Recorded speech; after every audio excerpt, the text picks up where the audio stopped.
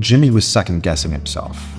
As he sat alone at a table at Chesterfield's, a table he had dined at dozens of times before, he was there to meet Mark, a potential buyer for his business. Now, although he'd gotten a lot of interest over the years from potential buyers, this was the first time he was actually going to meet one in person, and even he was surprised. As Jimmy sat there, head full of numbers, trying to think about how he was going to pitch this business, he looked up to see a man, far more casually dressed than he was, approaching the table. "Jimmy, it's such a pleasure to meet you. Thank you for having me up. Now, what do you say? Shall we start with the greens?" "Absolutely, let's do it. But Mark, I'm kind of surprised you even know what Utica greens are."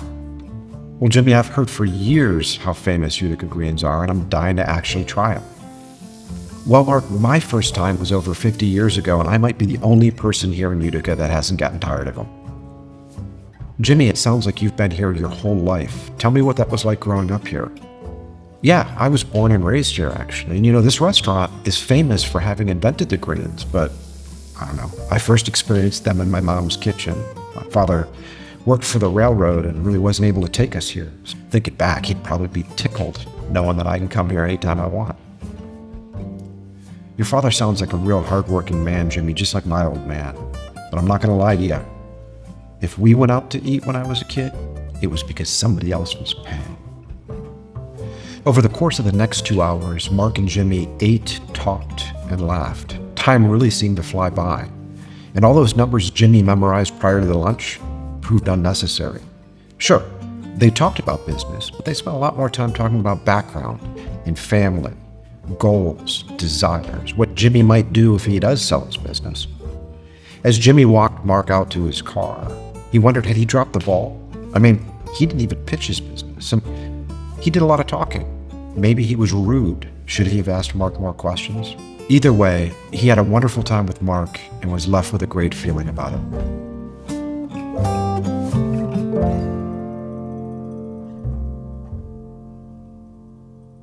Hi, I'm Paul Giannamore. I'm an investment banker and I negotiate for a living.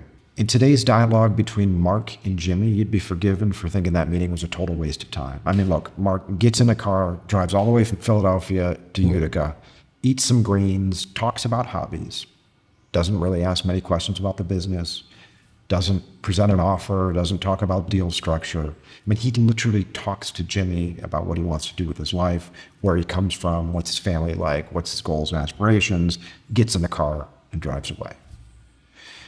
But in reality, that was the fourth or fifth step in a highly choreographed, very sophisticated process run by Mark that ultimately resulted in an offer being tendered to Jimmy the very next day. And this transaction closed some months down the road, creating a tremendous amount of value for Mark, but left Jimmy feeling like he got everything he wanted. And that's what we're going to focus on in today's continuation of the Buy-Side M&A Masterclass series. We're going to go from the initial approach, like when Mark approached Jimmy, to valuing the business, to ultimately structuring the offer.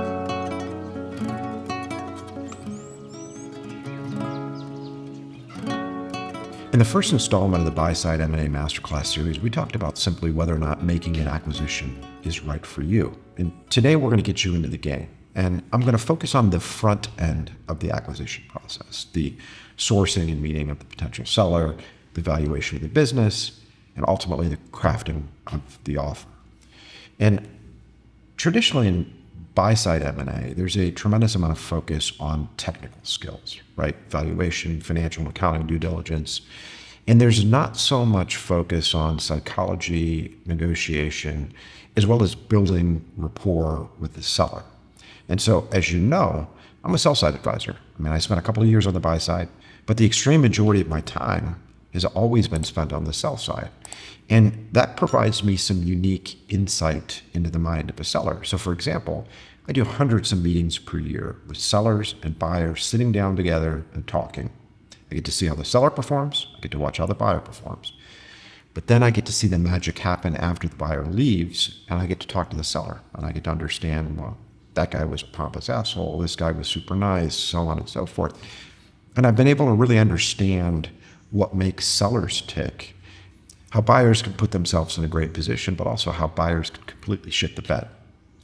And when I think about buy-side M&A, I think it's important to take a lot of the skill sets that one can learn on the sell side and apply on the buy side. So for example, look, you could have the best lead generation engine, right? You can get very technical about sending out emails and letters and phone calls and so on and so forth and bring in a bunch of potential buy-side leads. But if you can't build a rapport with a seller, they become worthless. From a valuation perspective, you could be great with numbers, right? CFA certificate on the wall, desk full of monitors, spreadsheets, all sorts of stuff, and you could precisely value a business. But if you can't keep that seller from having eyes for other buyers, if you can't corral them into your process, you're going to end up overpaying for the deal if you do it at all.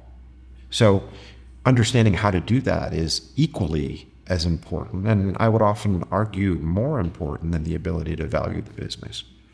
So these are the concepts that I want to focus on today.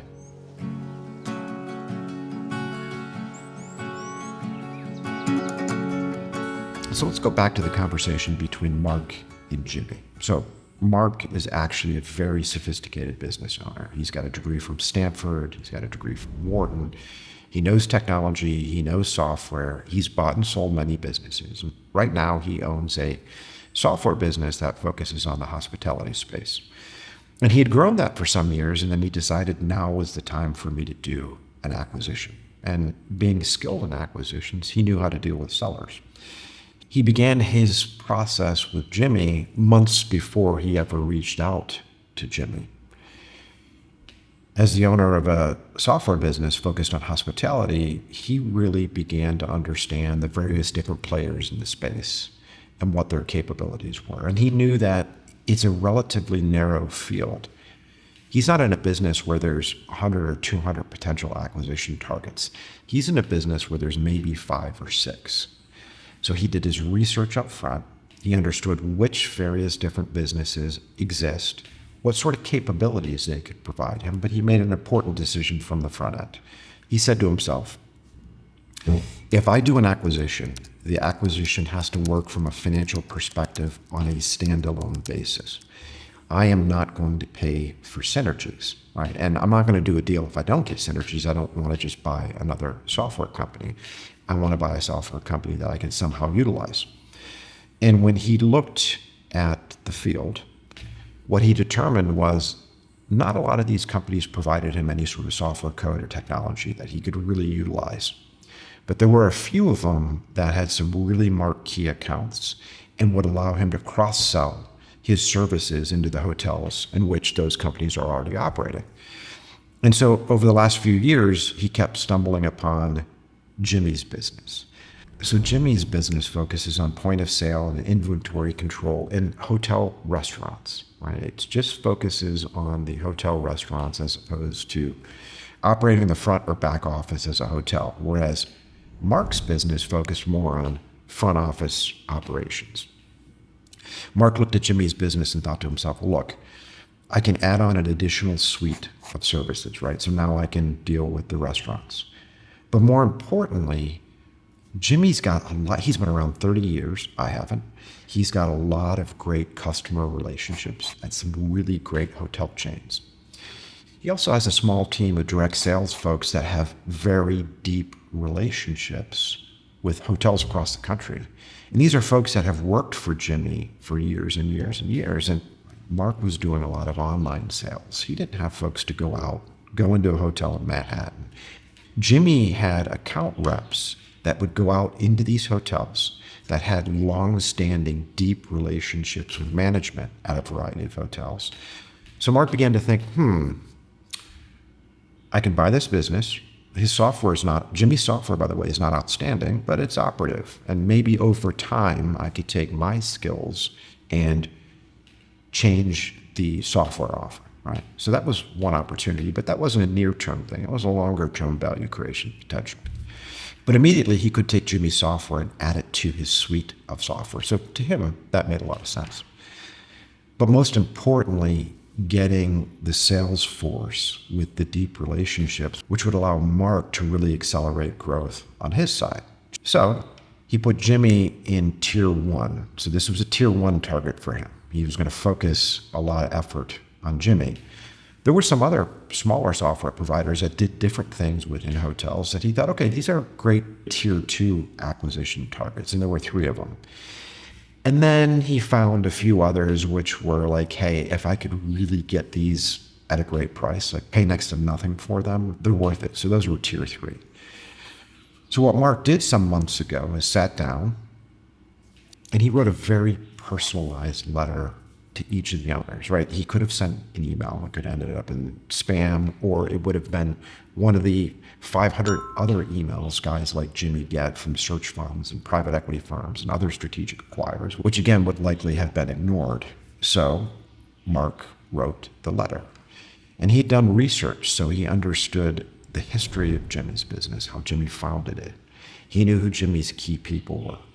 He knew what awards and prizes the company had won. He also knew what hotels Jimmy operated out of. So in the letter, he was able to say, Jimmy, I know you operate from XYZ Hotel. I love that restaurant. I know you operate from this hotel and that hotel.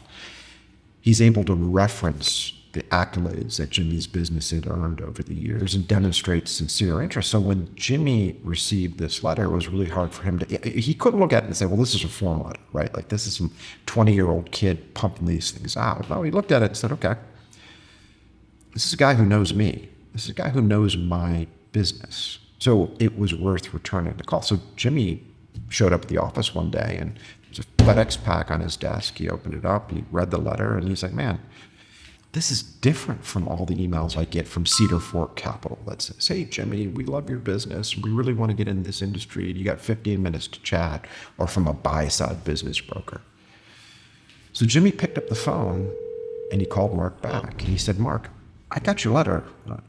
You did some impressive research. Are you really serious about doing the deal? Like, what really makes you interested in my company? So they had a very brief chat. Mark told him a little bit about himself.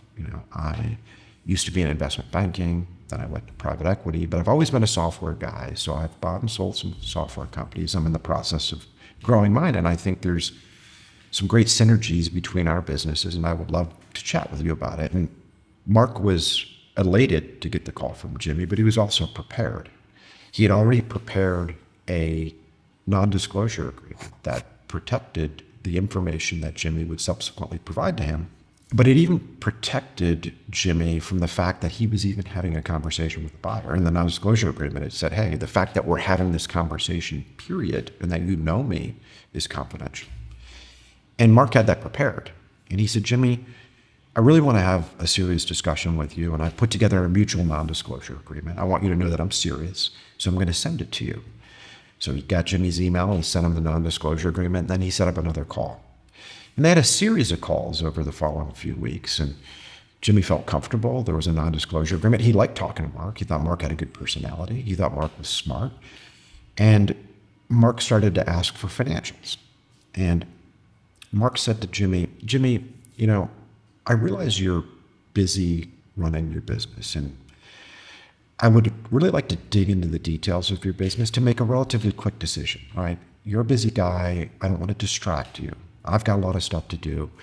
I want to kind of see if there's something there. And so I'm wondering if you would be willing to provide me any financial information.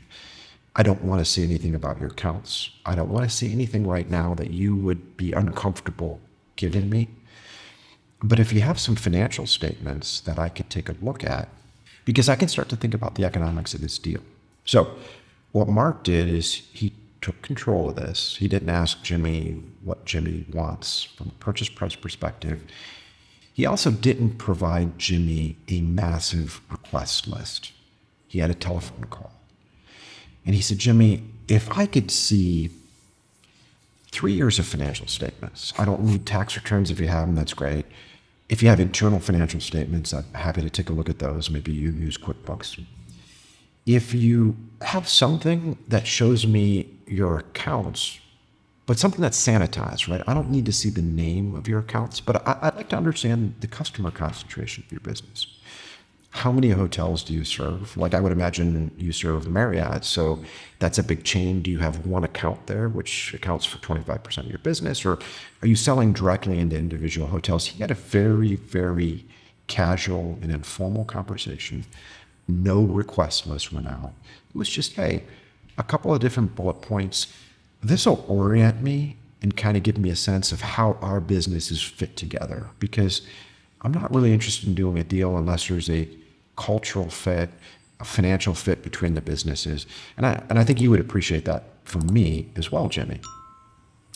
So Jimmy went and talked to his wife, Cheryl, over dinner and explained to her what happened. And she said, hey, that might be an interesting, Mark seems like a sincere guy. Talk to the lawyer. So he talked to his lawyer. The lawyer looked at the NDA and said, yeah, it looks appropriate for what you're trying to do. So Jimmy sent Mark financial information. And over the course of the next few weeks, Mark spent time. He put together a very basic financial model. And so when we start to think about valuation, Mark wasn't concerned about comparable transaction statistics. When you think about valuation, there's a variety of ways you can do it, right? Like from a broad brush perspective, you have the comparable acquisition approach, right? We call this the market approach. You have the income approach, which is internal rates of return, discounted cash flow analysis, and all this financial mumbo jumbo. Now, Mark was actually sophisticated enough to understand that. Mark could build a DCF. Mark could go out and find industry comps. He wasn't concerned with that. As Mark went into this acquisition process, he thought to himself, I'm going to determine what this business is worth on a standalone basis. I'm not going to concern myself with highest investment value or what the business would look like being combined with mine. I'm going to take a step back and forget about synergies and just say, if I were a financial buyer, if I were going to buy Jimmy's business on a standalone basis, what would that business potentially be worth? I like to do fair deals, but I'm the one writing the check and I'm the one taking the risk. So my purchase price is going to be inversely related to risk. So the higher the price that I pay, the more risk I'm going to have and naturally the lower return.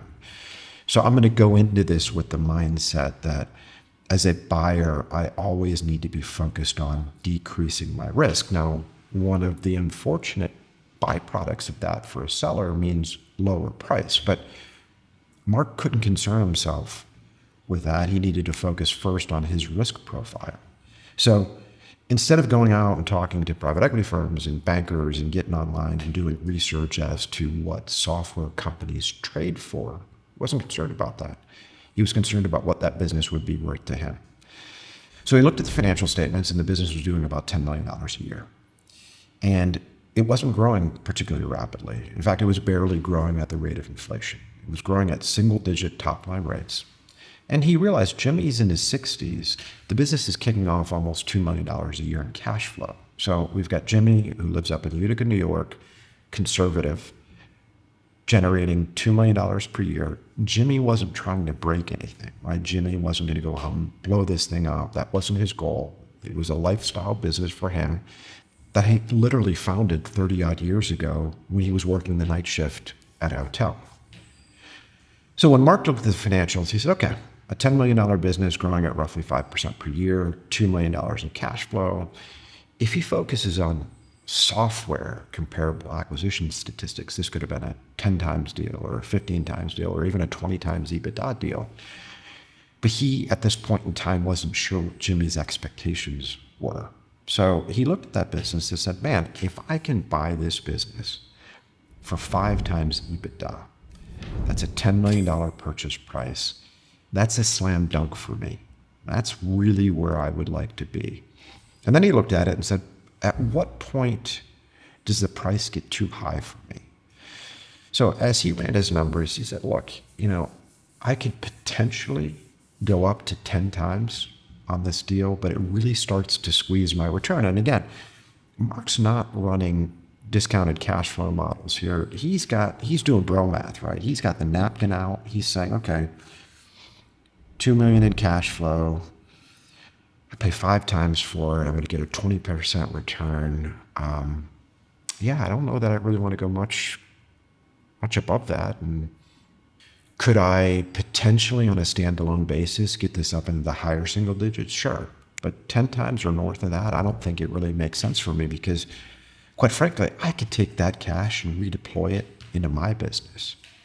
I can take that money and hire a sales force similar to Jimmy. I mean, maybe I go out and overpay to poach some of Jimmy's sales folks. So I don't really need to do that. But I would like to get his software because I think I can make some significant changes to that over time and really ramp that business up as well.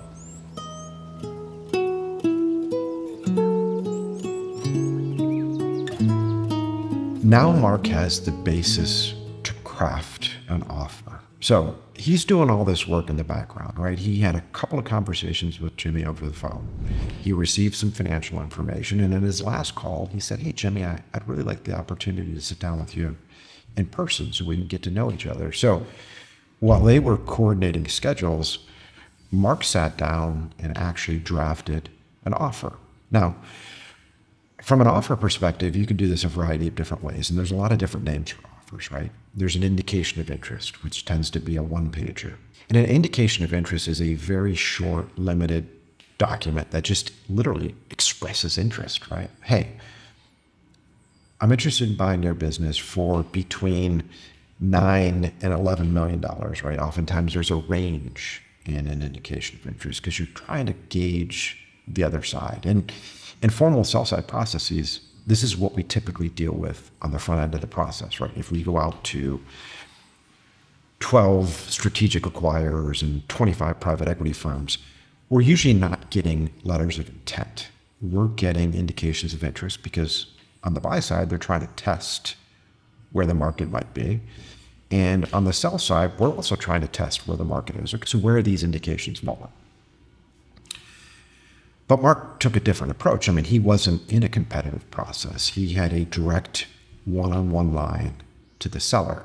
What he wanted to do is draft a term sheet, or what we'll call a letter of intent. And in my mind, a term sheet and a letter of intent are the exact same thing.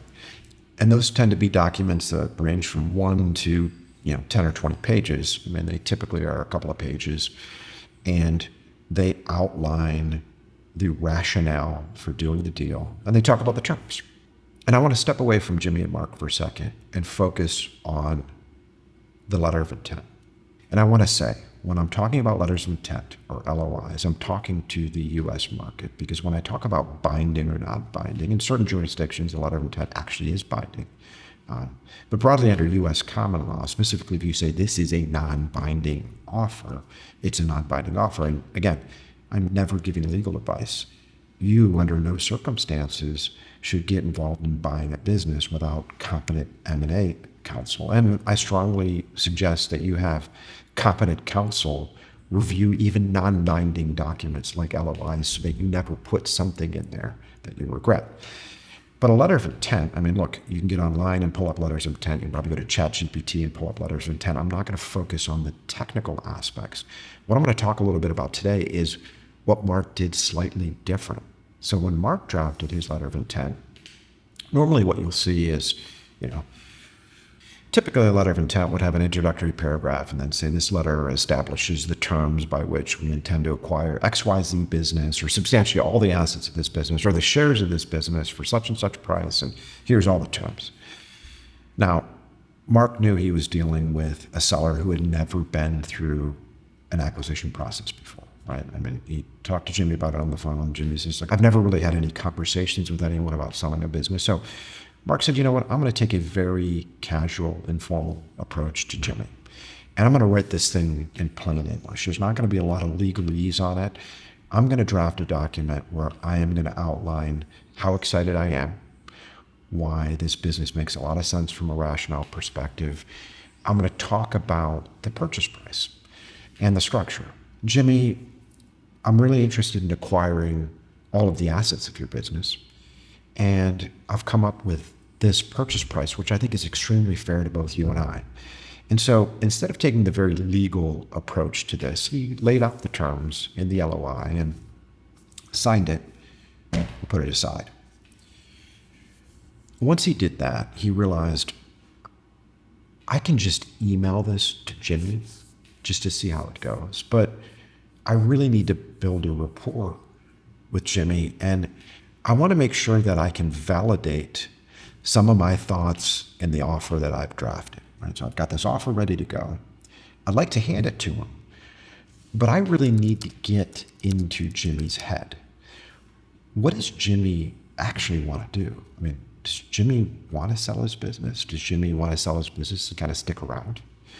Is Jimmy's ego so tied to this business where it's going to be very, very difficult for him to leave it, right? I mean, this is a common issue that I deal with every single day. It's like sellers often identify with their business in a way that a father or mother would identify with a child.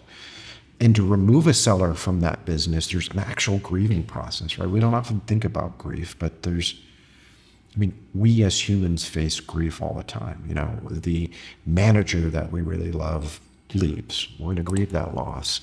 We had a particular dream for our lives, and our life has taken a different turn. We have to grieve the loss of that dream. So you can't underestimate the importance of the attachment between an actual founder and the business. And Mark was cognizant of that. Like, he knew that. He was a founder himself. Like, he knew what it was like to put his blood, sweat, and tears into his business, build a relationship with his team and his customers, and then lose that. So he wanted to be able to sit down with Jimmy to really understand Jimmy's connection with the business. But what motivates Jimmy? Was Jimmy looking to buy the $20 million yacht, which probably was never going to happen for Jimmy, but is that what he wanted to do? Or is Jimmy a family guy? He's got some children, he's got a wife, maybe he wants to buy a vacation home, continue to live in Utica, has a nice savings already. What does Jimmy's financial situation look like? What were Jimmy's aspirations? How did Jimmy think about investments? You know, if you sit down and talk to a seller, they've got their business, but how does a seller deploy excess capital? Is it in a bank account somewhere? Are they investing in real estate? Do they dabble in other businesses? What is their risk profile, and how has it changed over time? What did they do 20 years ago? What do they do today? Understanding these nuances can provide a lot of valuable information to you as a buyer when you actually sit down with a seller, because now you can actually craft an offer. So understanding, does Jimmy have an immediate use of proceeds, right? Does he need cash today? Does he need $1 million? Does he need $5 million? Is he comfortable getting cash over time, right? So when Mark's looking at this, Mark thinks, okay, I've got a few $1 million available for this acquisition. If I'm going to do a $10 million deal, I'm going to have to finance this somehow. How will I do that? Can I go to a bank and leverage it? Will Jimmy take a seller note, right? Mark, can be more flexible on my price and terms if Jimmy's going to act as my bank. I really don't want to put that on an LOI. I don't want to structure this deal until I know what's important to him, because I know you're sitting here thinking, well shit, Paul, I don't know, why doesn't he just ask Jimmy? Why doesn't he say, Jimmy, what do you need? How much cash do you need? And you can certainly ask these direct questions, and I've done it before. I think, again, in dealing with a seller who's not done this before, it's oftentimes better to take a very indirect approach. And one of the things that I've realized over time is that when somebody like Jimmy feels like you're really interested in their business and you're spending time and effort, it's really hard for Jimmy to question the assumptions you're making. So if Mark says, hey, Jimmy, here's a $10 million offer. I'm going to put $2 million of my equity capital into this. I'm going to borrow $3 million and you're going to hold a seller note. That's a reasonable proposal. He hands that to Jimmy. He doesn't have any background information, doesn't know what Jimmy wants, has no idea about Jimmy's need or use of capital. Jimmy might look at that, and Jimmy might not know that he has permission to negotiate. He likes Mark. He doesn't want to lose the deal. So he stays silent on his needs because he doesn't want to offend, or he doesn't understand it. He thinks like, maybe this is just how deals are structured. So he talks to Ron at the diner, and he sold a business a long time ago. Yeah, I had an earn-out, I had a seller note, that's par for the course. Or he talks to his lawyer, and his lawyer's like, you don't know this guy, you need to get all your money up front, otherwise don't do a deal. So he gets all this kind of conflicting advice, and he might not find himself comfortable enough to have a direct conversation with Mark. So Mark, being the sophisticated buyer that he is, knows that He's got to ascertain this information, and oftentimes he has to take an indirect approach. And so he's going to really understand what makes Jimmy tick before he even puts that offer in front of him. So Mark didn't spend a tremendous time doing research, but he did do his work. He read an article on Jimmy and this software company from years ago in an industry rag. He took a look at his Facebook page just to kind of understand what sort of stuff did Jimmy do. What is his hobbies? Does he like to be out on a boat? Does he golf? What does he do? And then he stumbled upon a very obscure podcast that Jimmy had done in some sort of minor hospitality industry magazine. They did some podcasts at an industry event some years ago, and it was a 15-minute discussion. In it, he learned Jimmy grew up in Utica. His father worked for the railroad. His mother worked at a knitting factory. He dropped out of university because he had to take a job at a hotel because his future wife had just gotten pregnant. Now he's working night shift at a hotel, and he'd always liked to tinker with software. So he developed now the software that ultimately became his company. So for Mark, he's like, this is a normal guy. I'm gonna show up as a normal guy. I'm not coming in a three-piece suit, right? I'm certainly not gonna wear my bathing suit, but I'm gonna come in jeans and a t-shirt. And Mark knew enough to not attempt to impress Jimmy coming up from the city in the suit. He's like, look, I'm gonna wear jeans and a t-shirt.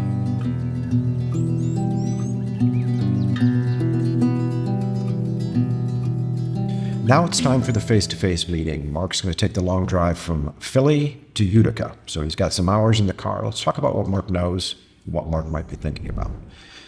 The facts as they stand. He wants to do a deal. He did an acquisition search, reached out to some various parties. And Jimmy, his tier one acquisition candidate, responded. Jimmy didn't respond to a lot of other folks, but Mark did it right. Now Jimmy has responded to him. Mark has somewhat earned Jimmy's trust. I mean, they executed an NDA and Jimmy even shared some financials. So now Mark has a sense of what the financials of the business look like. He understands operations a little bit better. This is a deal that he wants to do. He's drafting an offer, and he based that offer on his research and what he could figure out and assume about Jimmy. But today's the day. Today's the day he's really going to dig in. What he wants to do today is put himself in a position where Jimmy will accept a reasonable offer. Now, you might say, well, he hasn't done a lot of diligence. This might be problematic. He needs to dig in more. Well, Mark knows that he's got a month or 2 months after the signing of the offer. There'll be an exclusivity, and what that means is Jimmy won't be able to deal with any other buyers, but in consideration for Mark spending time, money, and effort on diligence, Jimmy's somewhat locked in, at least through the exclusivity period. It's not a binding deal, and it won't be binding until they sign the purchase agreement. But Mark has a few months to investigate. He can line up financing, draft the documents, do financial, accounting, legal due diligence, so on and so forth. So Mark is very comfortable at this point in time, but he's got some issues he's got to deal with. He needs to get up there and elicit an emotional response from Jimmy. He needs to feel like Mark's not coming off as he's superior to him in any way. And what I mean by this is sometimes corporate buy-side guys or private equity guys are such douchebags, right? They come in, they talk about all the deals they do and all this money, and I went to Harvard and Stanford and Yale and so on and so forth. And the sellers are like, man, I'm way out of my league here. These guys know a lot more than I know. That makes me uncomfortable. That makes me want to seek out advisors that know more than I do so that I'm not making a mistake. So if Mark comes in hot with his Wharton degree and his Stanford degree and all the deals he's done and how sophisticated he is, he's not actually helping himself. He's putting himself at a significant disadvantage from a psychological perspective, because now Jimmy's like, man, I am outgunned and outmatched. I need to go out and find some sophisticated advisors to make sure this guy doesn't take advantage of me. Mark knows that. So Mark's like, you know what? I'm coming in a t-shirt, in jeans. My focus is not on me. My focus is going to be on Jimmy. I want him to be the cleverest man in the room and not me. I am not going to focus on numbers. I'm not going to interrogate him. I am going to go there and build a relationship with him. That's number one. But number two, Mark knows that information is important in any bargaining, right? So understanding context behind Jimmy's goals and motivations and objectives are going to be very, very important. Not only crafting the offer and getting through diligence, but even executing the purchase agreement, really understanding what's important to Jimmy, as well as post-close. Mark also knows that he needs to conceal information. Now, Mark's not an unethical guy. He's not going to lie to Jimmy. If Jimmy asks him questions, he's going to tell him that. But he's not going to volunteer things that may make Jimmy feel like he's at a disadvantage. So he's going to focus on family and friends and hobbies and lifestyle and what it's like to found a business. And his attention will really be on eliciting responses from Jimmy. Let's get Jimmy in his element, talking about what Jimmy wants to talk about, and just let it all flow. Mark's most important objective for this meeting is, number one, he wants Jimmy to be thrilled to do business with him. He wants Jimmy to say, Mark's a stand-up guy. He's a great guy. He's personable. I can get along with him. We can do business together. I trust him. Number two, Mark wants to ferret out as much information about Jimmy's goals, desires, and objectives as he possibly can. He wants to understand, how tied is he to this business emotionally? Is he the type of guy that's frustrated and wants to get rid of it? Is he the type of guy that has been thinking about it for 5 years but just can't let go? Has he had any failed acquisition attempts, right? Jimmy said, hey, I don't really talk to buyers, but had 2 other buyers been in there, tried to do a deal, and Jimmy just couldn't pull the trigger?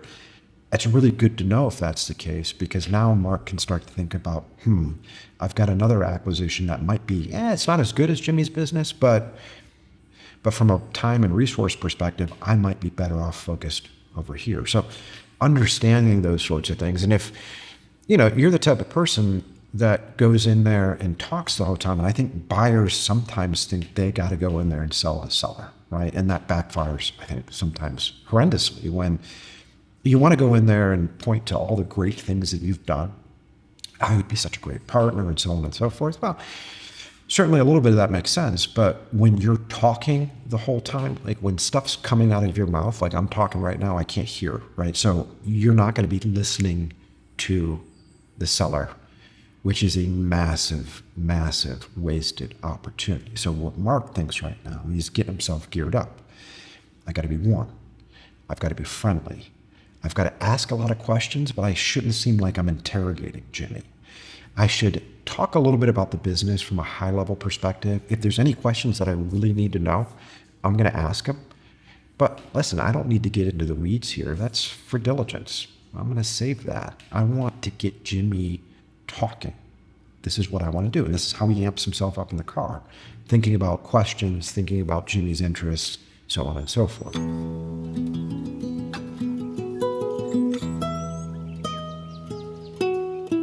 Jimmy left that meeting thinking that he dropped the ball. Like, he had all these numbers in his head, right? He was reading his P&L on EBITDA and cash flow and growth rates, and God knows what he was thinking about. And I think he expected Mark to interrogate him a little bit about the financials. What's this charge on line 32? Why is your insurance rates go up in 2022 and down in 2021? Mark didn't do any of that. So it left Jimmy feeling like, maybe he's not that interested, or maybe I didn't do such a great job. But mission was accomplished for Mark. He made Jimmy really feel good about him. Jimmy trusted him. He liked him. And Mark got 2 hours worth of Jimmy talking about everything from his family, what he wants to do, the fact that he is starting to get burned out in the business, the fact that he would be happy to walk away, the fact that his wife has been talking about buying a vacation home on Lake Cayuga for a decade, and he continues to put it off and put it off. But now it might be the time to do it.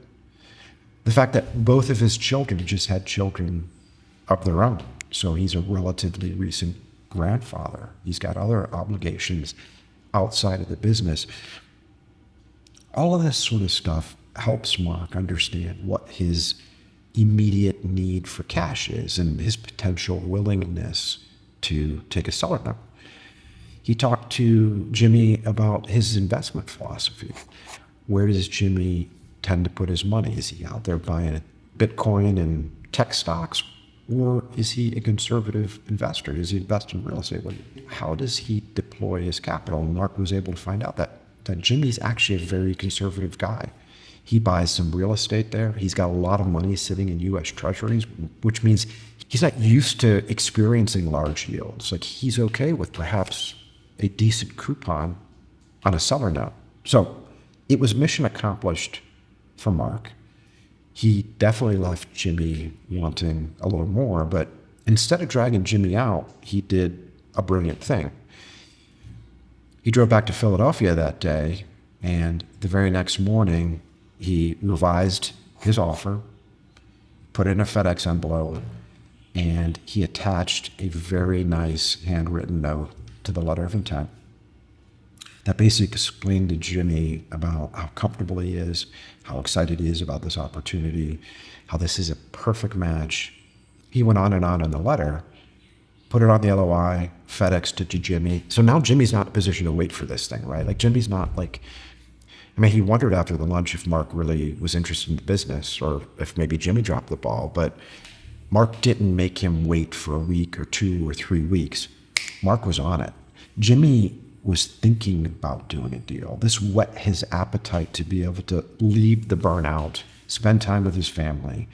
This was his opportunity. He's thinking about it, and this happens a lot, I think, when you, as a potential buyer, approach a seller, and the seller may not actively be thinking about selling the business.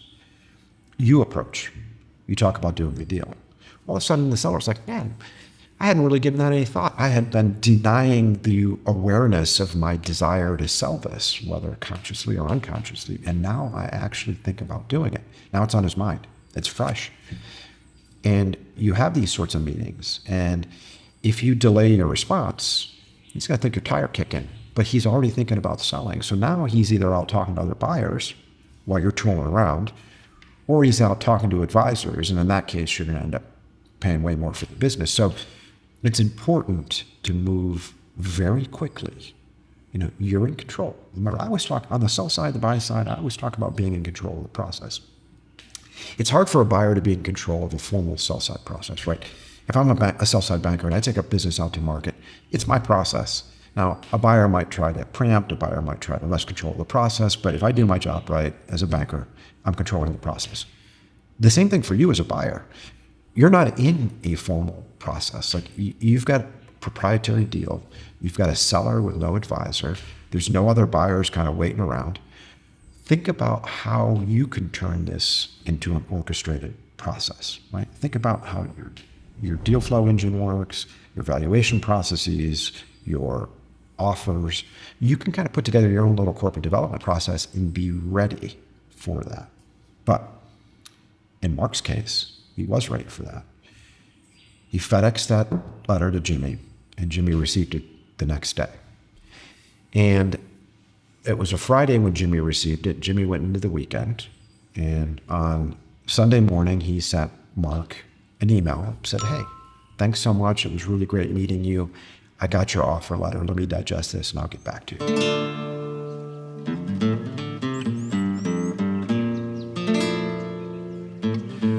Now Mark's in the waiting period, and this period can be a little bit complicated because, you know, look, if Mark were dealing with a publicly traded company that was disposing of a division, if Mark was buying a portfolio company of a private equity firm, if Mark were buying a business from a sell-side advisor, an investment banker,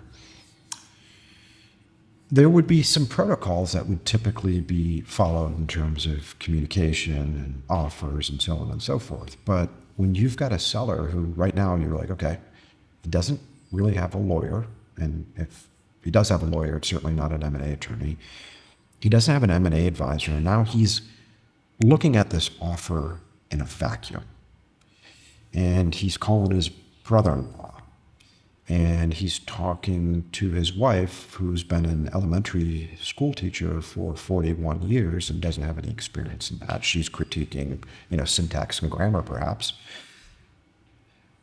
But what does he do? how does it feel to get that offer? He looks at it and says, well, I thought my business was worth way more than 10 million bucks. Maybe he did, maybe he didn't. I don't know. Maybe he never expected to get more than 5 million, but Mark never asked him what he wanted for the business. And Mark took control of that process. And I typically advise buyers, when you have any sort of information or technical advantage over the seller, when you know more about valuation than they do, it should be you putting the first offer on the table. And I'm not talking purely from an anchoring perspective, but you get your numbers out there first. And I know, it's like on the sell side, I never put an asking price on the business, right? Like, I want buyers to make offers. I want indications of interest. I'm not putting numbers out there. I'm going to wait to see what comes to me. That kind of gives me an idea where the market is.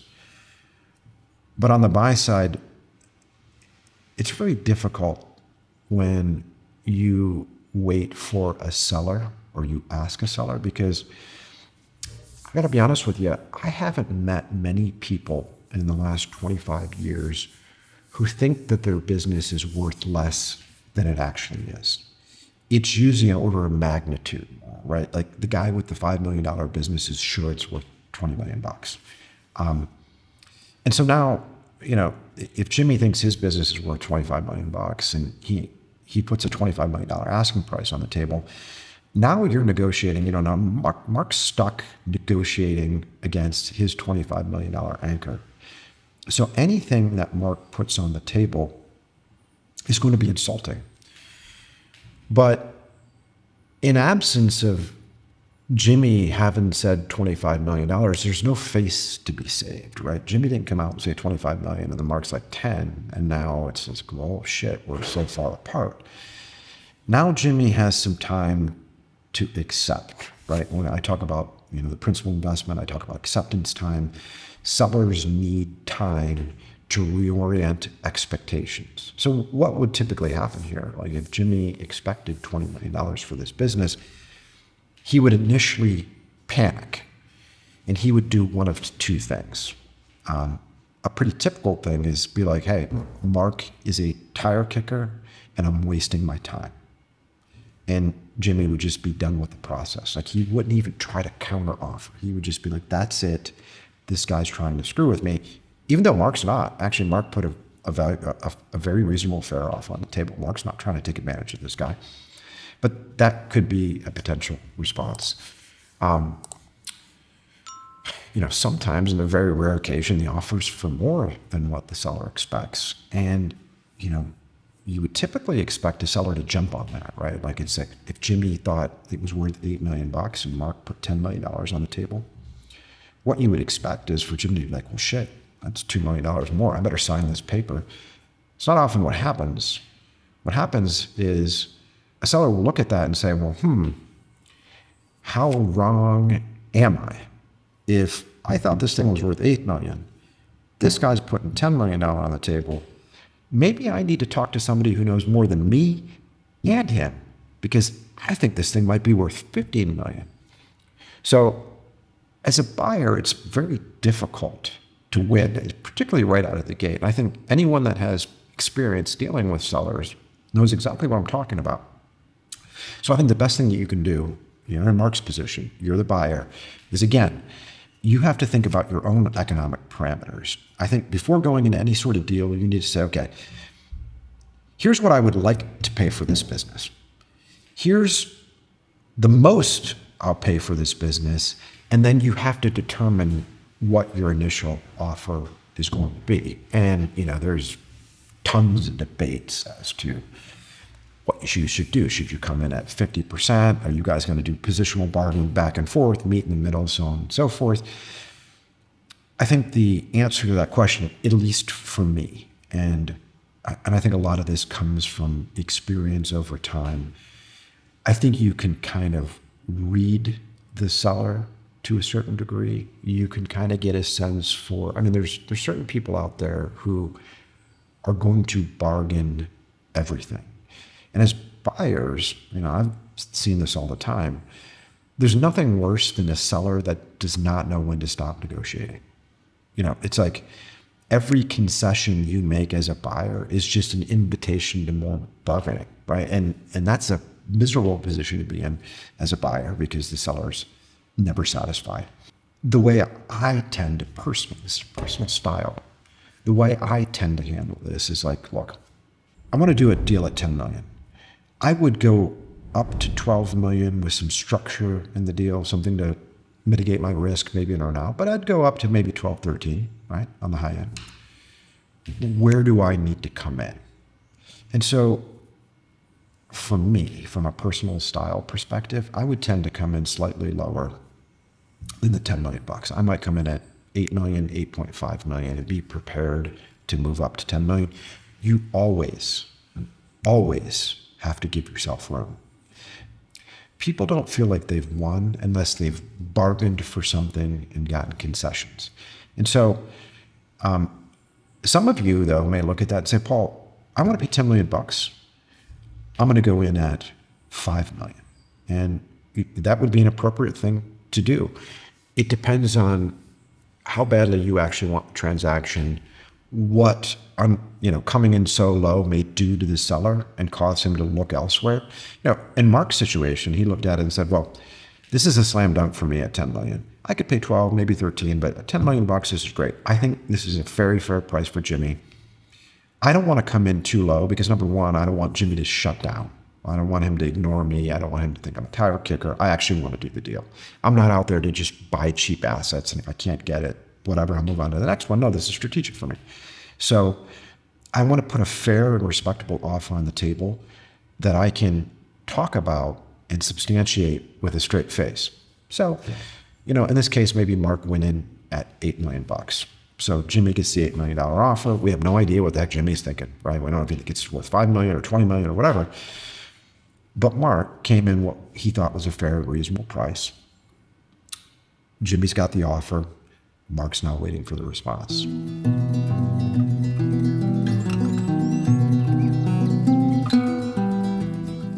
So let's take a 50,000-foot view here at the situation.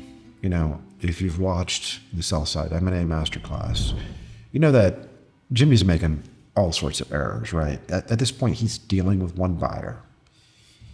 He's getting effectively no market price discovery. He doesn't have multiple buyers coming in making offers. Like I said, he's dealing with one buyer. There's no competition whatsoever. So, Mark can afford to kind of be relaxed. He's moving the process along as quickly as possible, but there's no other buyers necessarily waiting in the wings that he believes or suspects. So Jimmy now has somewhat of a conundrum. Jimmy's not a finance guy. Jimmy doesn't deal much with the valuation of things. He's particularly conservative. So now he's asking not necessarily the people who are best suited to provide him answers. Jimmy is asking the people that he trusts the most. One being his wife, the school teacher. The other being his brother-in-law. He knows a guy at church that sold a business before. It was an entirely different sort of business, but he knows a guy that sold a business. And he's got a local attorney that he's worked with for 27 years. And the attorney does everything from retirement plans to wills and trusts and estates and real estate. He dabbles in a business sale here and there. So Jimmy sits down with the lawyer. And the first thing the lawyer looks at, and he's like, Jimmy, there's no deposit language in this letter of intent. Jimmy's like, what do you mean? Well, I said, well, when you buy a home, you put a deposit down, meaning there's got to be earnest money. Like, how do we know this guy is serious? He's not putting any earnest money. It doesn't say, like, I'm going to give you a check for 10%. That's returnable if you walk away. And Jimmy's like, well, I didn't know we needed to do that. And the attorney's like, absolutely, we do. 100%. All deals are done that way. Now, the problem is the attorney is 100% wrong. The attorney does real estate transactions. He's not an M&A attorney. It is very rare, maybe in the lower middle market business brokerage realm, but the realm in which I operate in the middle market, larger transactions, there's no earnest money. Look, Mark's going to spend a lot of time, money, and resources doing due diligence. He doesn't need to put money down to prove that he's serious.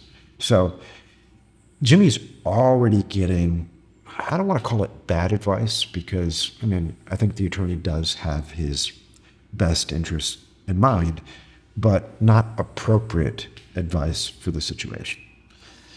And then, of course, the attorney tells Jimmy, wow, that's a great price for your business, Jimmy. Now, the attorney has no basis in value. He's got zero experience in financial matters whatsoever. And now he's opining on non-legal terms, which is one of my biggest frustrations. If lawyers, for me, when lawyers start to get involved in business and financial terms, it frustrates me because they have no background experience or expertise in financial matters. And I quite frankly wish that they would stay out of it to a certain degree. But Jimmy's attorney is already doing this. He's already opining on the purchase price, which quite frankly is unfair for Jimmy because Jimmy's looking at the lawyer as somebody who knows more than he does. This guy does deals and he says that's a good price. Well, the problem that Jimmy has right now is he's talking to a general attorney about an M&A assignment. And this attorney does not have experience. And that's a problem for Jimmy, but it's also a problem for Mark because what often happens is the attorney will say, hey, there should be deposit language. This guy's trying to take advantage of you, Jimmy. So now here Mark's trying to do the right thing. Actually, Mark's following the book, right? This is textbook what he's doing. And there's an attorney in the background telling Jimmy that he's dealing with somebody that may be trying to take advantage of him. So I know this is a buy-side discussion and not a sell-side discussion, but I would be remiss to not bring up the point that whether you're on the sell side or the buy side, do make sure that you have competent counsel that has experience in the subject matter that you're dealing with. If you're dealing with a buy-side transaction, engage an attorney that's done a lot of buy-side work. If you're a seller, do the same damn thing. It's on you to go out and get good advice. So go out and find somebody who actually knows what they're doing. Like I said, this creates a problem now for Mark. So Jimmy, what he's doing is talking to a variety of people, hearing a bunch of different opinions. Now he's starting to form judgments as to who Mark is in Mark's absence based on what Mark put on the paper, which is not entirely fair to Mark, but this is how life is. And so as a buyer, you have to deal with these things. So Jimmy's making notes. Mark didn't even offer to give me a deposit. What does he think? I'm stupid? And he's going through this letter of intent. And the attorney, by the way, is talking about all these various different asinine terms and how attorneys tend to talk to clients in general, in my experience. Particularly some of the attorneys that do not focus on M&A transactions is it's always the other side's trying to take advantage of you, which is not helpful from an emotional and psychological perspective when trying to do a deal, right? When the attorney is like, hey, this guy trying to take advantage of you, why are you dealing with him, so on and so forth. Well, it's easy for you to say, Mr. Attorney. And when you're the buyer, there's not a whole lot you can do about it.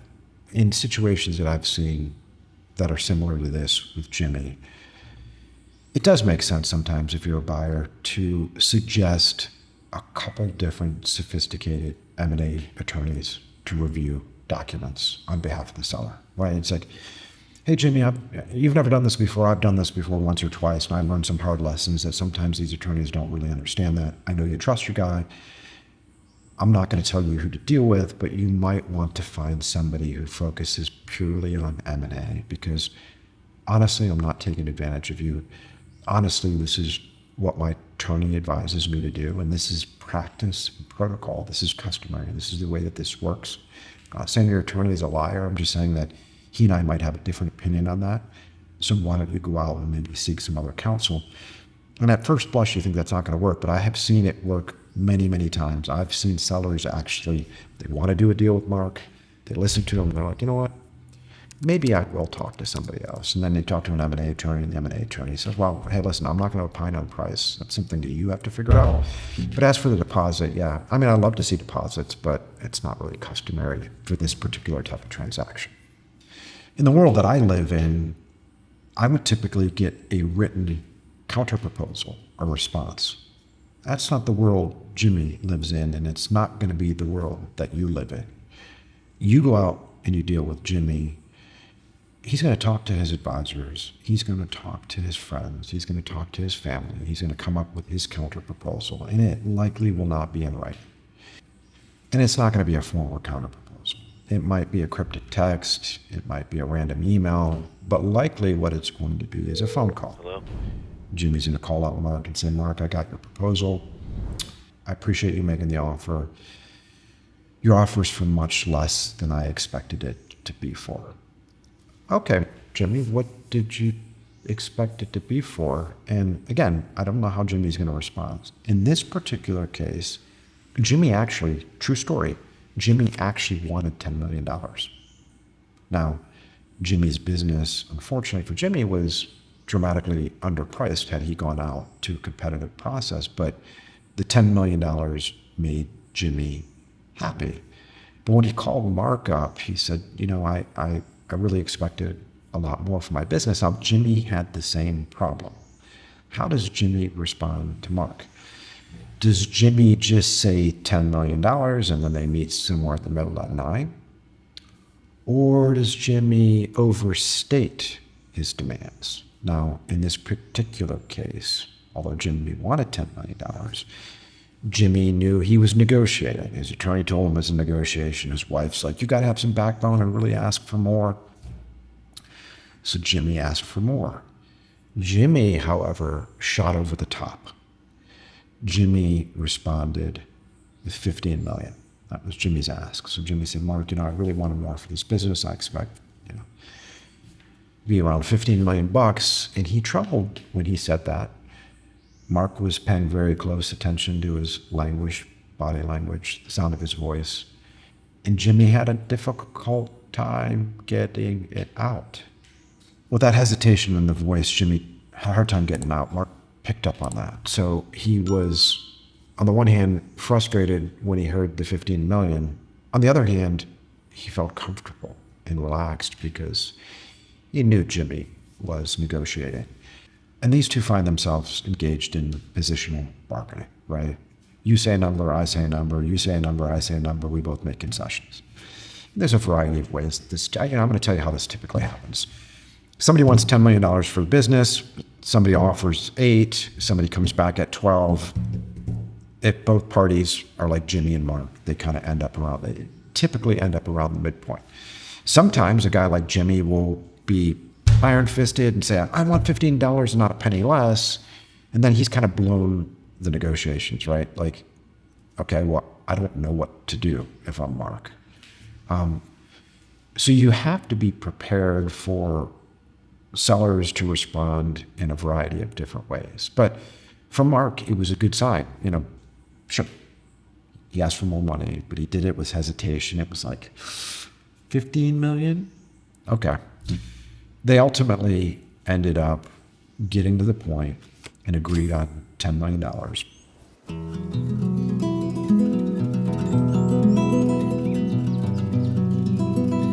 In this particular case, when Jimmy came back at $15 million, it was a little bit hesitant when he made his verbal counteroffer. Mark stopped for a second and used some judgment. He said, okay, let me think about the leverage dynamics at play. I have strong reason to believe that Jimmy does not have another buyer. He's never talked about another buyer. He's never been to process.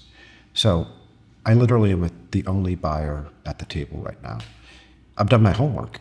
I know what Jimmy needs in terms of cash. I know that Jimmy is comfortable with a seller note with a reasonable return. So Mark instantly made a counteroffer to Jimmy's counteroffer, and he moved all the way up to his $10 million mark. He said, Jimmy, this is a deal I'm comfortable with. I'm going to give you $5 million in cash. I'm going to give you $5 million in a seller note.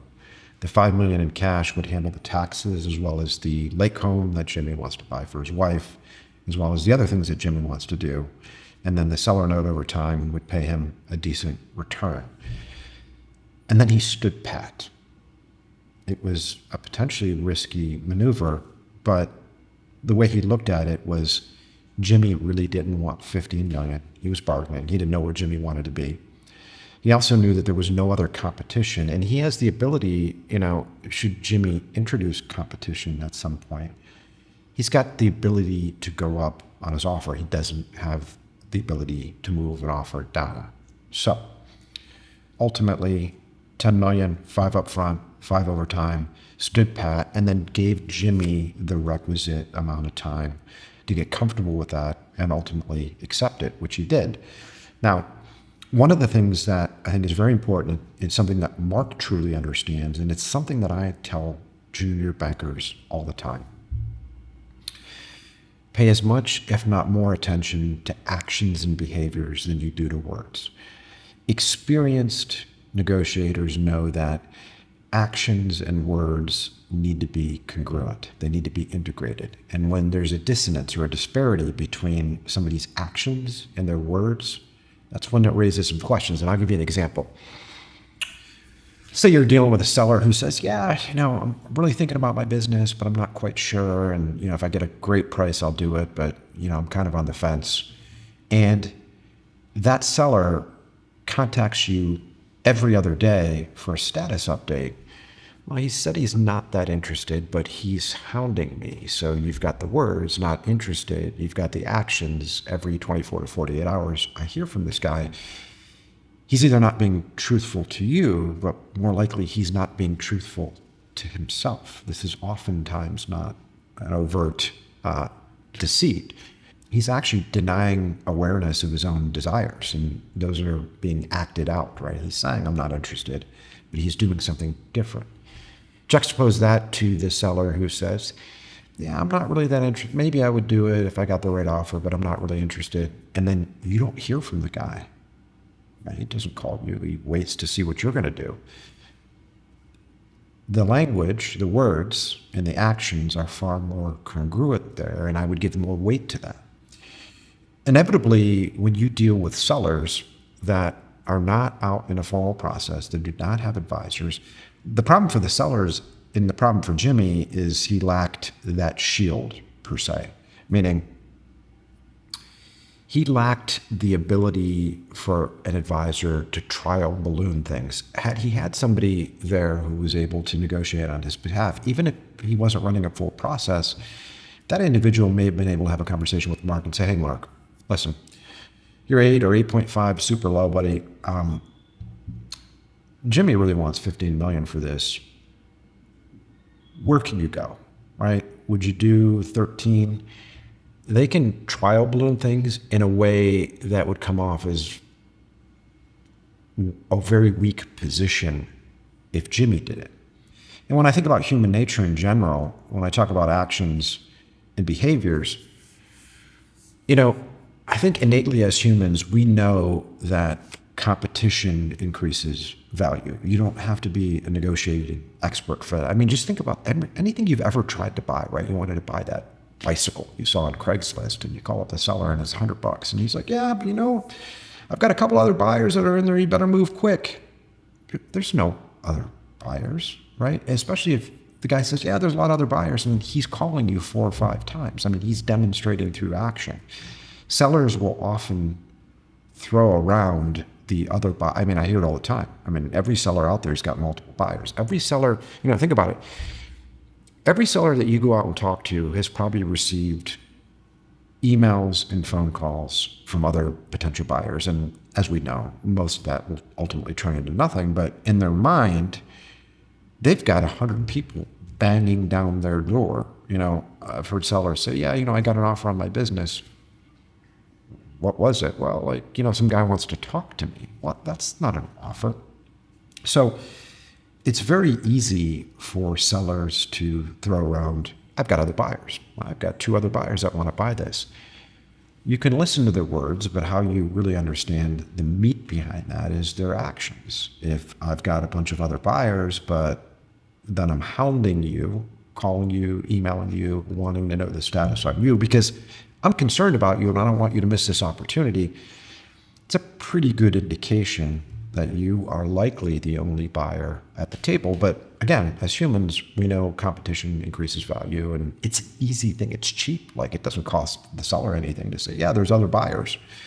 Even if there's a little bit of truth to that, there's other folks that have expressed interest. Those folks that have expressed interest are all of a sudden, in their mind, legitimate buyers waiting in the wings to do this deal.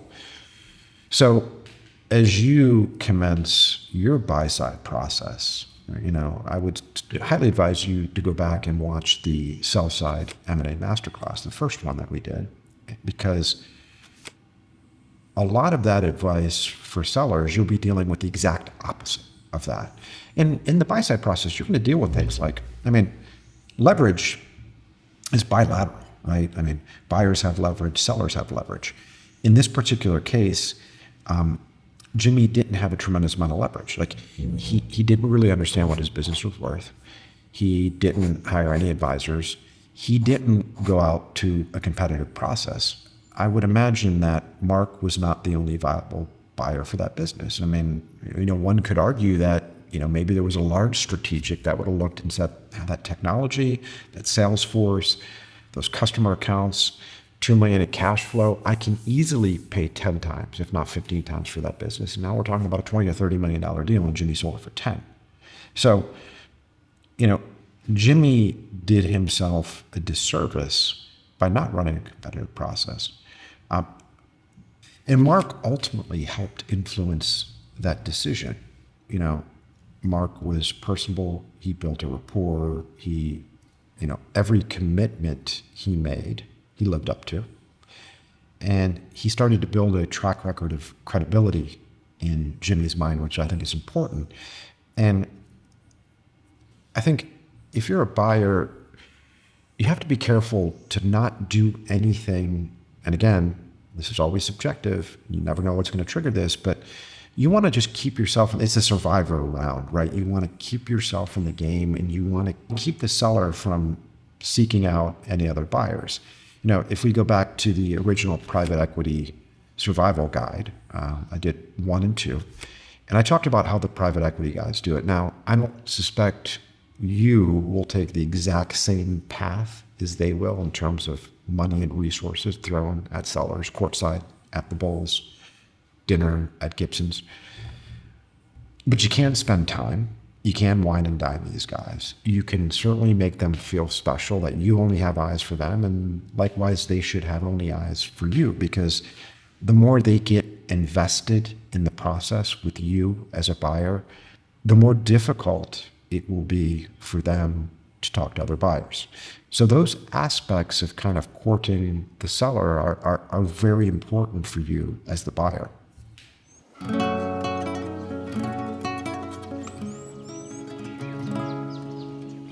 In later segments of the Buy-Side M&A Masterclass series, we'll go into financial and accounting and legal due diligence. We're going to talk about drafting the purchase agreement, which I would say is kind of that private body of law that's negotiated between buyer and seller and will govern the transaction and the working relationship of the parties going forward.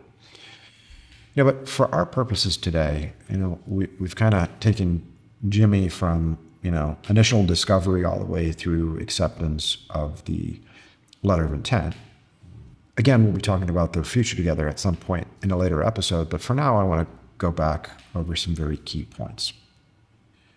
Number 1, Mark was very sophisticated about determining why he wants to do an acquisition.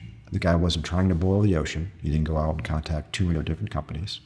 He specifically focused on the small handful of companies that could potentially add value to his business. Now, I'm not saying that you shouldn't go out and boil the ocean, and if you're a search fund, or you're out looking to, you don't own a business now and you're looking to buy a company, then you actually have to do that. But you as a business owner who might want to do some add-on acquisitions, you have to do the upfront work and determine who the right targets are and for what reasons. And as I said in the first installment of this series, your primary goal is either decreasing risk or increasing cash flow. So it's got to live by one of those two masters, or both. And when you can start to locate those potential targets, you'll never get an opportunity to make all sorts of mistakes in due diligence or in the purchase agreement if you can't get through the front door. So you have to think about how you can differentiate your approach. And differentiating your approach probably means don't send these guys an email. Certainly you can do it, but the average business owner now probably gets 50 emails a week from brokers and buy-side advisors and private equity firms and search funds, and the guy down the street that wants to retire from AT&T and start his own business and is looking to buy something. it's really hard to get anyone to respond to that. And so if you can reach out directly, whether that's through a FedEx pack or whether that's a telephone call, if you can get the owner on the phone, I've seen buyers, sophisticated ones, actually show up in an office and say, hey, I'd like to talk to Jim, the owner. I'm uninvited guest right now. If he's got some time, that'd be great. If not, here's my information to have him track me down because you want to get a meeting with these guys. And again, it's really easy to get focused on technicals and valuation and diligence and all that sort of stuff. When you're a buyer, you got to focus on that relationship. I can't tell. I mean, I have been in thousands probably over the course of my career, literally thousands of meetings between buyers and sellers. I can tell you that the relationship and the rapport, the emotions that you're able to elicit in sellers, your ability to make them feel good about themselves and to feel good about you, oftentimes will carry the day. That'll oftentimes get you through the hard negotiations. And it boggles my mind how many buyers don't focus on that. But if you can build a relationship of trust with the seller, you're starting off in a great position. The other thing that I always talk about, and I talked extensively about it in the Sell-Side M&A Masterclass, is credibility, right? It is really hard, if not impossible, to negotiate with anyone if you don't have credibility. If you don't keep your commitments, if you don't do what you say you're going to do or not do what you say you're not going to do, it is really hard for anyone to take you seriously in a negotiation. It breeds mistrust. And I bring this up and I feel like, shouldn't have to. I can't tell you how many times buyers will look at a variety of different targets and not keep their own commitments. I will send you a letter of intent on Tuesday afternoon and then miss it by 2 days. Why? Why do that? Because that little rupture there will come back as a massive wave later in the negotiation process if you don't immediately correct it. So remaining consistent in focusing on building credibility over the course of the process will be really, really important for you. And it only takes 1 or 2 missteps to blow that credibility.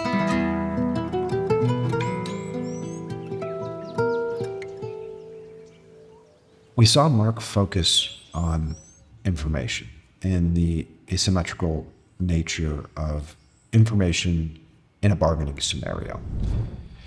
Mark wasn't deceitful. Mark didn't hide the truth. Mark didn't talk a lot about himself. Mark wanted to be in a position where he didn't want to say anything that would work against his own best interest.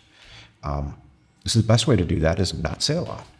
But he didn't sit there silently either. He was very engaged with Jimmy, right? So a lot of business owners, you being one of them, knows that this is a shit ton of work to build and manage business.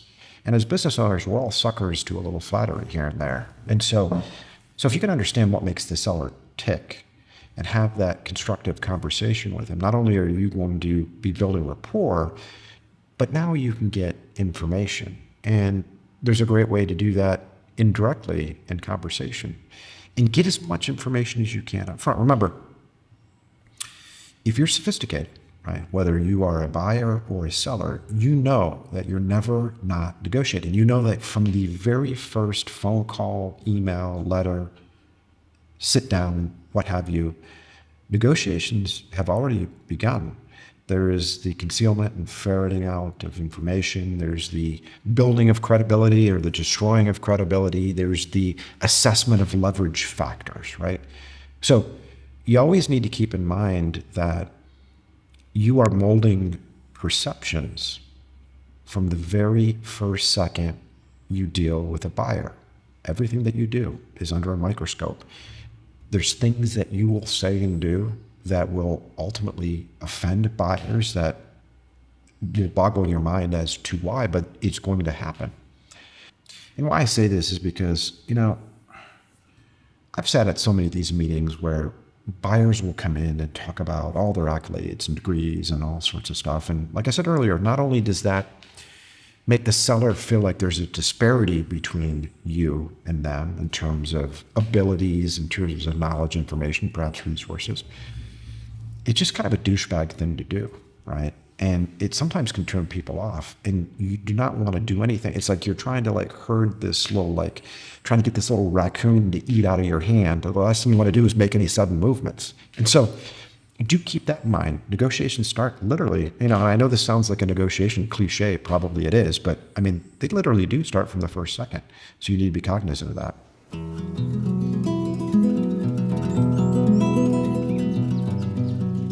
When you talk about leverage factors within buy side and sell side, as a buyer up against a seller, kind of one-on-one, the seller has far more ability to influence the playing field than you do, at least from a leverage perspective. So when I think about leverage, we talked about this in the Sell-Side M&A Masterclass. I think about like the disparity of desire to do a deal. I mean, that's one leverage factor. Whether somebody needs to do a deal or really wants to do a deal, so on and so forth. You have that. And of course, another big area for leverage is competition. And competition is not really relevant for our discussion today because you're on the buy side, you're hoping to deal with the seller, and you're hoping there's no competition there. And if there is, you've got to handle this a little bit differently. And in future episodes, we're going to talk about that. But disparity of desire. This is an important one.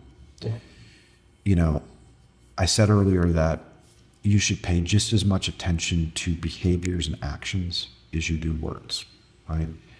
And sophisticated sellers are going to be doing the same thing. And there's a cadence to a M&A deal.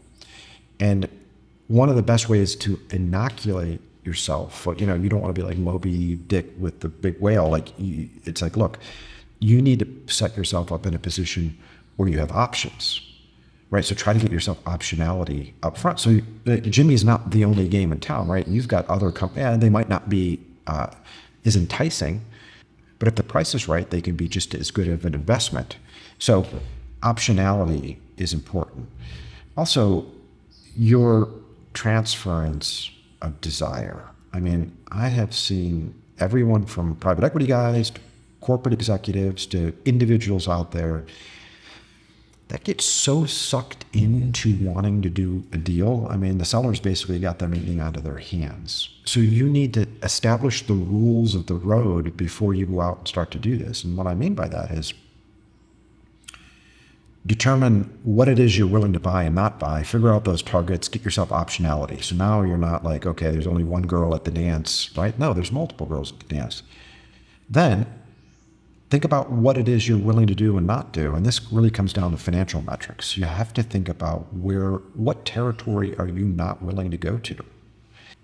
A lot of lines in the sand for buyers tend to be drawn much too late in the process. I would encourage you to really think about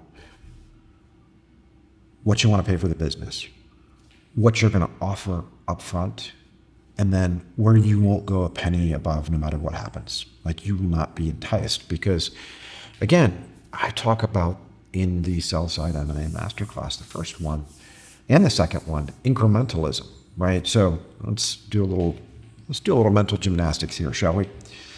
So in the second one, the psychology behind selling a business, I gave the example of the No More transaction. And it was an auction process. It was a modified auction.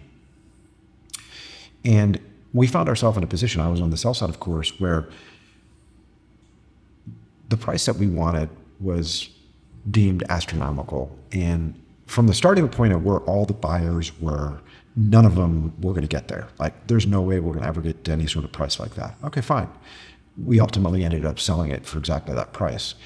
And how that took place is incrementalism, right? So you've got a business that, the seller wants $100 million for it, and you're like, well, I think I'll pay 80 for it, but probably not a lot more than that.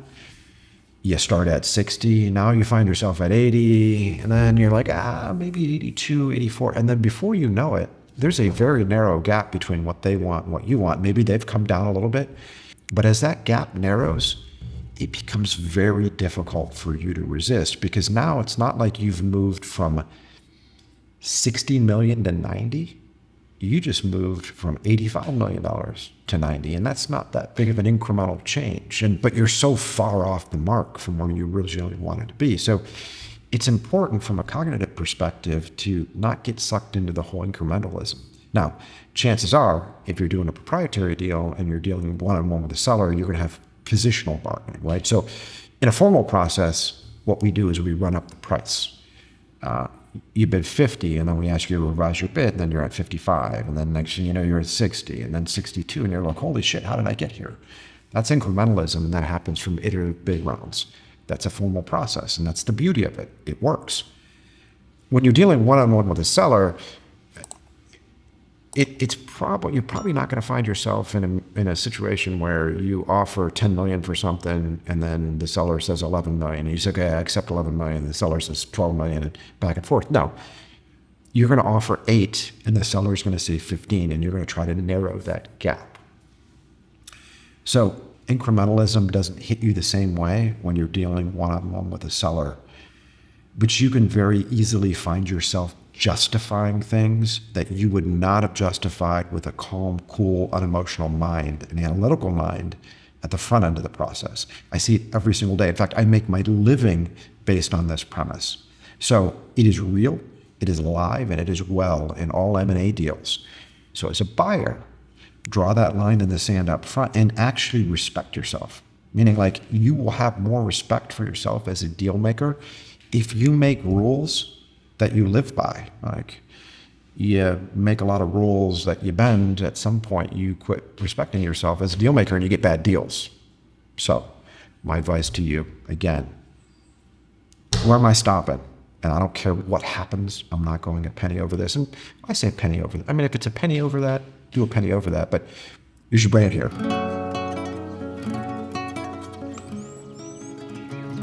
During the discussion about Jimmy and Mark, we talked a little bit about the offer, right? The term sheet or the letter of intent. I think it's really important to expand on that because I think a lot of buyers run into issues around this. But let's talk about broad theory first for a second. The letter of intent or the term sheet is the prelude to the definitive purchase agreement, right? It's the framework. It's like the menu of the purchase agreement. And the purchase agreement will be derived from the terms in the letter of intent. And if you've ever talked to any deal attorney, they're going to really work hard to make sure that whatever's in the letter of intent jives with what's in the purchase agreement. So a purchase agreement, who does it protect? Well, it protects the buyer because the buyer's taking the risk, the buyer's writing the check.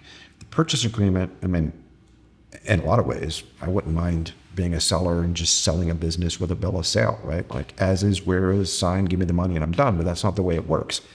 Buyers are like, I'm writing a big check, I want protection. So here you have it.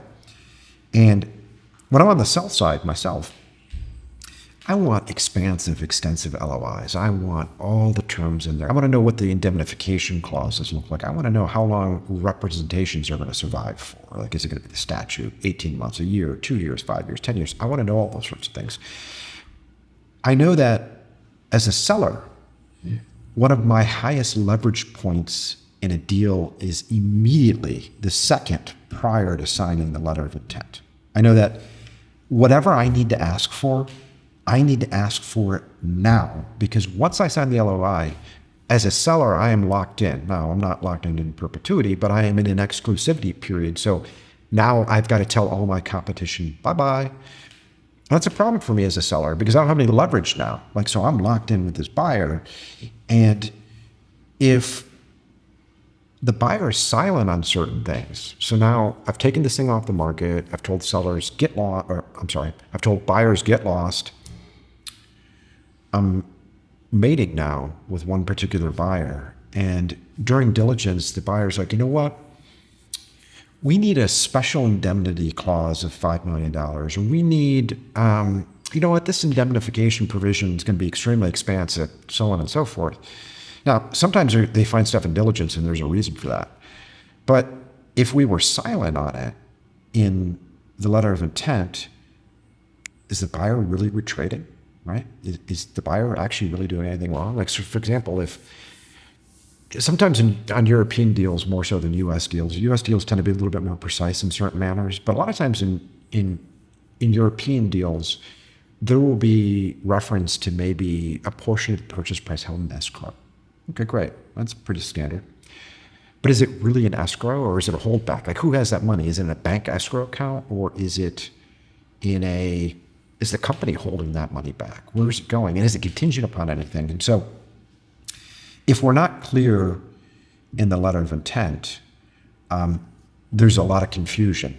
And when you deal with sophisticated corporate buyers, private equity firms, so on and so forth, there's less danger of that because, well, I guess maybe they're more suited to figure it out. But when you deal with a seller who's never sold a business before, I could argue, on the one hand, man, it's great to have a one-page term sheet. Like, let's just put the purchase price and then figure it all out. And then we can kind of push that seller around.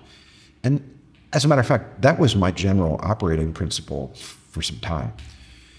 But as I got older, lost a lot of hair, gained a little bit of weight, but certainly got a lot more experience, one of the things that I have noticed is that's probably not the right way to do it. And here's why. Because the sellers aren't the sophisticated corporate buyers.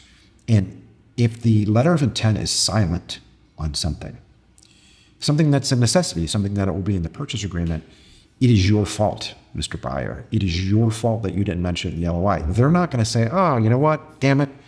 I should have asked for that. I'm the seller. It's my responsibility to make sure the LOI is robust.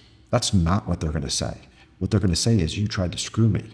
You're deceptive. You're underhanded. And their lawyer is going to echo that. Yeah, this guy's bad news. What are you doing? And now you find yourself, you're like, well shit, sure, I wanted to give myself a little room. I'm not trying to take advantage of this guy. Now he thinks I'm trying to screw him. That's not what I'm trying to do. But perceptions are reality, unfortunately, in the game of bargaining. And that's exactly what you're doing. So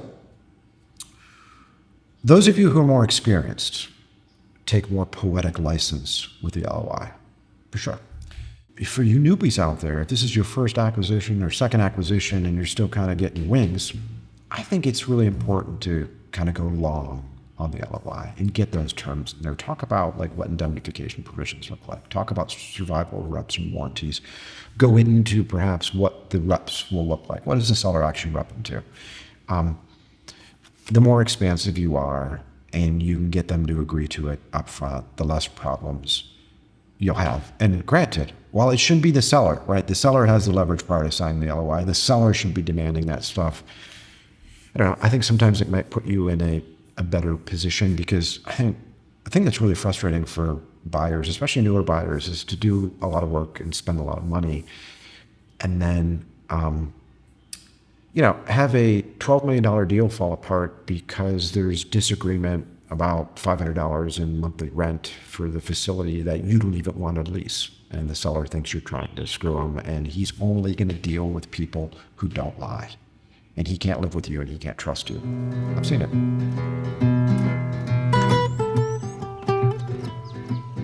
I know I'm going to get a lot of questions about due diligence, and I know I'm going to get a lot of questions about how on earth is it that Mark got a P&L and made an offer? How was he even sure if he wanted to buy the business? So there's a variety of different ways to look at this. There's some buyers that'll go out there and literally put an offer on anything. They get some basic financial statements, they put an offer out there, see if it sticks, and if it does, now we're going to invest some time and actually try to investigate. There's other buyers who are maddening, and this shouldn't be you. You shouldn't request reams of data prior to even making an offer, because you're just frustrating the seller, right? They got to do a lot of work. They're trying to run a business. You're going to naturally have a lot of these people self-select out of your process. You don't need to get into their tax returns prior to doing a deal, so on and so forth. It's like you need to assess for you in your business, what are the most important things that you need? So the primary question is, why are you doing the deal? So the primary reason that you're doing the deal should actually lead you to the types of things that you need to look at, right? So if you really care about the customer accounts, you're like, man, I need these customers. I can cross-sell these customers. Well, a little bit of upfront customer DD, of course, is going to serve you well. Like customer concentration, what do they look like, size, so on and so forth. If this is just a cash flow buy for you, then you might be far more concerned primarily on the financial statements, right? If you have management that's going to run that business, then that's great. You don't really care as much to dig into management structures and incentives up front. If you need that management team, well, boy, you better make sure they're sticking around, right? Like, so those would be questions to ask up front. Like, if there's somebody, you got a woman running a business, the owner is selling it and leaving it, and you need that woman, and she's valuable to your process, well, listen, does she have a non-competition agreement or a non-solicitation agreement with a current entity? What sort of incentive structures does she have? Does she have a stay bonus? What is her relationship with ownership and the board, so on and so forth? Like, the things that are important to you up front warrant discussion, because it makes scant sense to negotiate things, get into a letter of intent, hire lawyers, do all sorts of stuff, and then figure everything out in diligence. No. Zero in 80-20 principle here all day on upfront, zero in on the most important things. The rest of them can be figured out in due diligence. I think one of the issues that's always comical here in the U.S. is, U.S. corporations would file tax returns.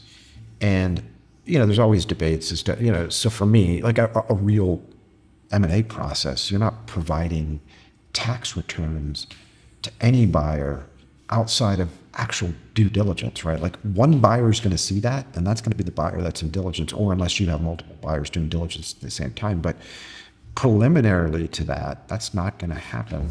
So as a buyer, what's the advice for you? Focus on your key points that need pre-offer DD, right? Just those. Focus on the materials that you need. Do not use a canned request list. It's annoying, right? It is madly annoying to be like, here's 49 different documents I need to see in order to make an offer. No. 80-20 principle. Pick the most important ones. If you have a particular concern about the business and you're like, man, it's got liability claim issues or whatever, then focus on that. Focus on the things that are important, because you don't want a seller to self-select out of your process prior to actually engaging you in any sort of constructive discussions or negotiations. It would spend all this time looking for a target, and then to have somebody get frustrated because you're asking for too much information, and they will. And everyone's frustrated with too much information. Like, you're going to ask for 5 things, and the seller's going to wish it were 3. You're going to ask for 3 things, and you're going to wish it were 1. So I realize what you're dealing with, but do yourself a favor, make it easier for them. It's going to make it easier for you.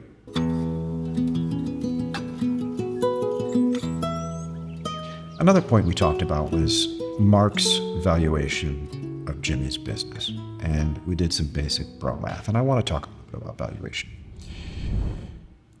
For your purposes, you might be a business that's looking to do add-on acquisitions. You might be an individual. We have lived in an era of ever-increasing asset prices, right? So if you think about the great financial crisis that took place in 2008, 2009, global economy cratered. And then between central governments and central banks around the world, debt instruments were created, monetary assets were created. We had just an explosion of asset price inflation where, we saw companies that would traditionally, trade on exchanges in the US for like 6 or 7 times EBITDA now start trading at 10, 11, 12, 13, 14, 15 times. Valuations went crazy. Private equity is now prolific. Like, even 10 years ago, they were not nearly as active. So private equity is in everything. And when more buyers get in, prices get bid up. It is extremely difficult to be a buyer. However, you shouldn't be discouraged, because there are a lot of sellers out there that understand far less about this than you do. And buyers will come to me. So here at Potomac, we only do sell-side advisory. But what's interesting is we actually do more buy-side work than we do sell-side, which is kind of strange. So what do you mean? Well, so we have clients that engage us on sell-side. And they'll say something like, hey, I'm going to sell 5 years from now, 2 years from now, 2 weeks from now, what have you. But they're all at different phases of their life cycle, but they want to engage us. And we put together a preliminary evaluation on their business, and we start to talk about how they can create value. And then inevitably somebody will call me up and say, hey, Paul, Yeah, I was talking to some guy at a trade show and he introduced me to another guy, and there's a business in my industry and it does, like $8 million a year in revenue, and I think I want to buy it. I think it's a good fit. Can you guys help us? And so we will do as much buy-side work as we possibly can. We don't charge our clients. They're our clients and we want them to be huge. So when we sell them, we make more money. But we'll do buy-side work for them. And so we'll get financial statements, and our analyst team will build a financial model. We'll look at comparable acquisition statistics, so on and so forth. We'll get our clients the intelligence that they need. They want to do due diligence on something. Well, we're not PwC or E&Y, but we do have a transaction services team. So our transaction services team can do the same thing a big accountant firm can do, is they'll go in and they'll do cash proof analyses, and they'll verify books and records and so on and so forth. So again, we don't charge for that. And by the way, I tell every one of our clients, that's a service, we'll get to it when we can. And sometimes we don't have the capacity to do it. We'll charge you for it. But we do it to build value, and I think it's a very unique and valuable thing that we do, and every one of our clients love it. So we do hundreds of buy-side deals per year. And so while I am not a buy-side guy, I'm qualified to speak on it because I deal with a lot of sellers and I also deal with a lot of buyers. So when it comes to valuation, when our clients come to us and they say, hey, I want to buy this, make up the industry, this tool and die shop doing $3 million a year in revenue. It's got this CNC thing and all that, this widget and gizmo, and we'll get the financial statements. We'll put together a financial model, and we'll do a discounted cash flow analysis, and maybe internal rates of return. And we'll kind of look at this and determine what sort of purchase price multiple would make sense from a value creation perspective. And we're going to be a little bit more sophisticated than you will be, but that's okay. And I'm going to tell you why. So for our clients, we might say, hey, Fred, your business is currently valued at 12 to 13 times trailing EBITDA. That's what it would get in the current market in a competitive process. If you can buy this business at 6 times, here's how much value you can create, and here's how you should structure it. But given the fact that we've lived in a world of ever-increasing asset prices, like I said earlier, sellers typically never want less than what their business actually would fetch out in the open market, at least in a competitive process. And so I don't really care so much about comps. If you're out there buying, you name the business, a bottled water company, a software business, an IT staffing company, the more you learn about what private equity is paying and other strategic acquirers are paying, the worse it is for you, because they're paying more money than you are. They've got more of a capacity to pay. The cost of capital might be lower. They're getting better arbitrage than you are. And so why anchor yourself to that? I'm probably the only investment banker on the planet that's telling you, don't worry about comps. Worry about what actually makes sense for you. What sort of return parameters do you have? And sure, you could do internal rate of return and you could do a discounted cash flow, but when you're just getting started at this, I think bro math, back of the napkin, it's okay, this business is kicking off $2 million per year in cash flow. And I know it's cash flow, not just EBITDA, bullshit adjusted EBITDA, because I'm looking at the financial statements and, I understand what working capital requirements are, and I understand what capital expenditures are. So I know what's happening below the line. I'm going to adjust that and make sure I really understand what true cash flow is. And yeah, I'm going to pay 4, 5, 6, 7 times, because again, as I always say, you can buy the best company in the world. If you overpay for it, it's a bad investment. You can buy a middling business, but if you get it at a dynamite price, it could be a phenomenal investment. And so if you're a value investor, I would really focus on EBITDA or some metric of cash flow and look at it from a multiple perspective and try to be somewhere in the mid-single digits. I think if you can do that, now again, that might be high actually for some businesses out there, but I'm saying on the average, if you can do that, you're living in a world where you can probably create a lot of value. You start looking at comps. This company went for 12x, this one went for 13 times, that one went for 10 times, and you're like, man, I want to pay 5x for it. I'm super low. Now you're discouraged. Now you're not going to make an offer, and now you might not even have an opportunity. So get out there and make an offer that you actually can reasonably support. I can support a 5 times EBITDA or a 6 times EBITDA. And I know sophisticated buyers out there are laughing at me right now because they're like, Paul, that's not even possible. It is possible. I see it all the time. I mean, every single day of the week, I see companies out there creating a ton of value, paying lower prices. What does that mean? It means you have to avoid competitive processes, right? You can't go to an investment bank, right? You can't call up Goldman Sachs or Harris Williams or Potomac or any of us and get a deal. That's not the way it works. You have to go out there and do the hard work and get the proprietary deals.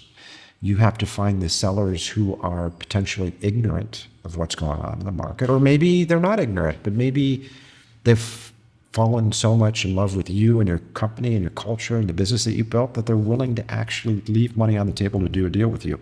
Never underestimate that. Never underestimate businesses making the decision. I see it all the time. It boggles. I scratch my head. I'm like, why would you leave that sort of money on the table to do a deal with them? But you like the company, you like the owner, you like the president. So don't create constraints in your own mind. Don't create limiting beliefs as to what you could ultimately do, especially if you're new to buy-side M&A and you're new to going out and doing deals. Like, you got to get yourself centered and grounded and say, you know what? I'm going to focus on doing a deal. I'm going to focus on doing a deal that is right for me from a financial perspective, irrespective of where the market is. And if you shake enough bushes and you kiss enough frogs and you get out there, you will find opportunity. And you're going to be doing deals at such low risk that it'll actually be very hard for you to lose. So,